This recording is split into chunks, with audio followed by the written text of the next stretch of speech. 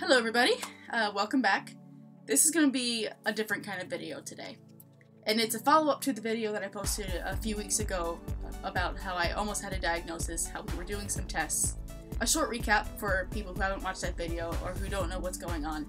I had an eating disorder in high school that caused me to lose weight very quickly. And when that happened, I noticed that I also had lost my period.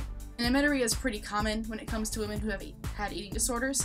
So at the time, it wasn't that big of a worry. I mean, it was a sign that something was wrong, but the doctors put me on oral contraceptives to regulate my cycle, because especially at that point, having a cycle is really crucial for bone health because of the estrogen levels. Flash forward a few years, I was off the oral contraceptives because I had gained the weight back and I wasn't sexually active, so I didn't want to have to be taking that medication if I didn't have to.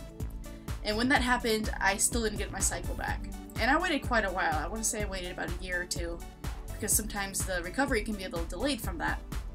And I still wasn't having it.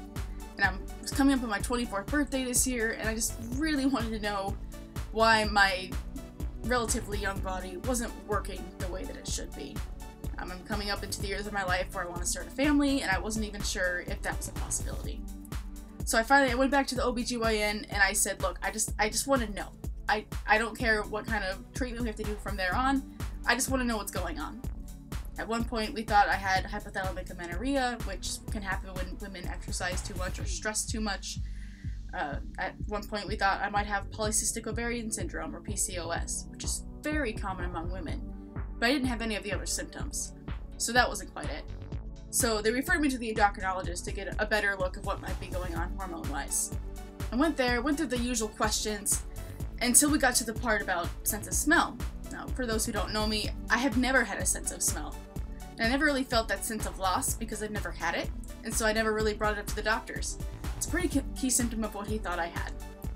But we had to do some tests to confirm that there wasn't some kind of growth or cyst on my hypothalamus first to rule that out.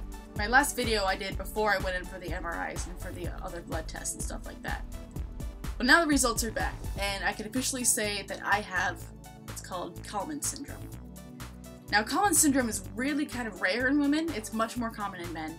It's about 1 in 30,000 men and 1 in 120,000 women. And it's characterized by a delayed or absent puberty with an impaired sense of smell. For men, it usually means that they're not making enough testosterone. For women, they're not making enough estrogen or progesterone. It's a genetic disorder, which means that my eating disorder had nothing to do with it, which was a big weight off of my shoulders. It also can happen sporadically. None of my family members on my mother's or my father's side had anosmia, so this was kind of out of the blue. There's a few other symptoms that come along with it. Most notably for me was abnormal tooth development. I've had teeth coming backwards. I had a tooth that grew in the roof of my mouth that we had to move over with surgery, which that's a story for another day. All of my symptoms lined up with this diagnosis, and I now finally have a name behind what's going on. So what does this mean for me? My doctor confirmed that I can in fact have my own children one day, which that was the biggest one for me because I'm starting to think about starting a family soon. When I want to conceive, I'm going to have to put on a gonadotropin releasing hormone pump. Kind of like an insulin pump, but for this GnRH hormone. Because at the moment, how my doctor explained it, is that my brain's not sending a strong enough signal for ovulation to occur. But once that occurs, everything else should fall in line. And it means that I'm not infertile, which was another one of my biggest fears. So, yay! In the meantime, I'm not looking to start a family tomorrow. So it's been encouraged that I go back on oral contraceptives. This can really help with my estrogen levels, especially until about the time that I'm 25 or between 25 and 30, when my bone development will actually start to slow down and actually stop.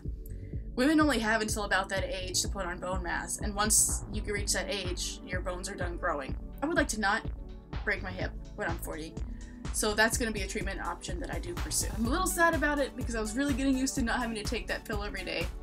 Again, not knocking people who do, but it was just a personal preference of mine. But for the sake of my bone health, that'll be a really important step for me to take. So that's just something I wanted to share with you guys. Leave any questions that you have down below. That's kind of where I'm at now. Thanks for watching.